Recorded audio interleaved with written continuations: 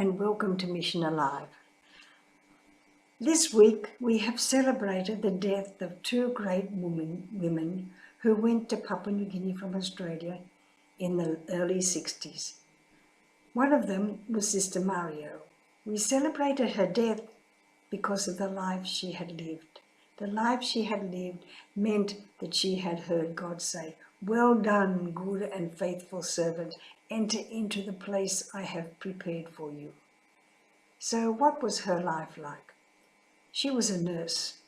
I was a teacher. Each weekend I would spend time preparing lessons. I knew what I had to do for the coming week. I'd have it all ready.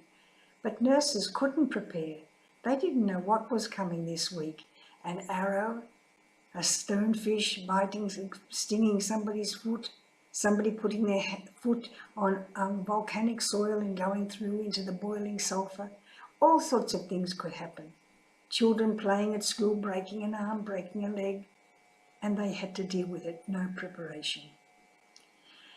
So one time Sister Maria was on a station Oval down the east coast of West New Britain, and it could only be reached by boat. No roads, no airstrip, just boats.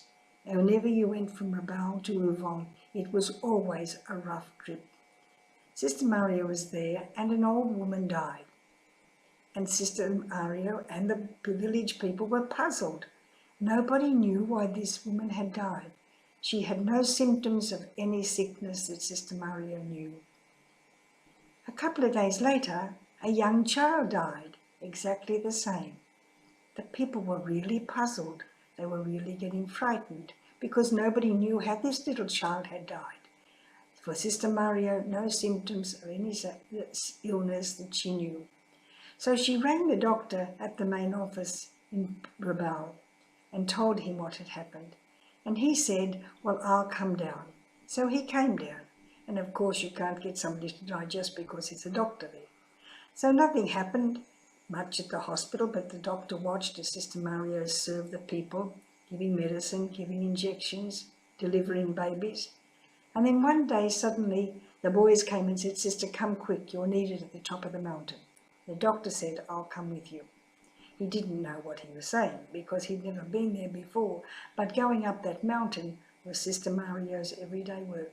She went up that mountain with no trouble. The doctor came behind with his stick, huffing and puffing. And eventually they got to the top and Sister Maria realised this woman had to come to hospital. So the men made a stretcher and put the woman on, and Sister Maria said to one of the boys, "Climb the coconut tree and cut down a coconut." So he cut down the coconut in the big husk and then cut off the top and made a small hole into the milk, into the water, the coconut water, and Sister Maria put a tube into there and then an intravenous drip into the woman's arm. The doctor was amazed, but this coconut water was sterile. It had never had air, it had never had anything into it. It had been totally sealed inside the coconut husk and the coconut shell. So Sister Maria brought the woman down to the hospital, and there she treated her and saved the life of the woman and the baby. The doctor was really amazed, and he said to Sister, "Have you got enough supplies for all the things you do?" And she said, "Oh no, we are very short of supplies. Every time I ask for them, I never get them." He said, "Sister, when I go back, you will get the supplies you need." So when he went back to the main stores, he said, "Any time Sister Mario asks for medication, whatever medication it is, even it's medication reserved only for the use of the doctor, you are to send it to her.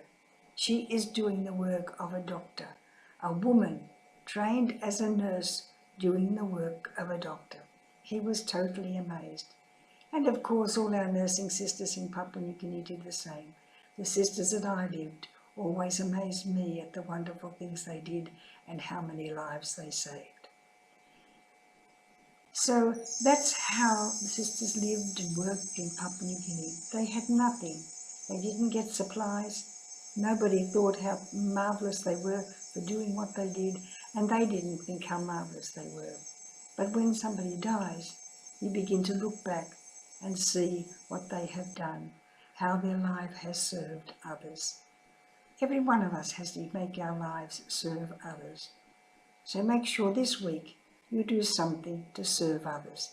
It won't save their life, most likely, but it will make them happier than they are. Do something to help and serve others. Goodbye for now. God bless you.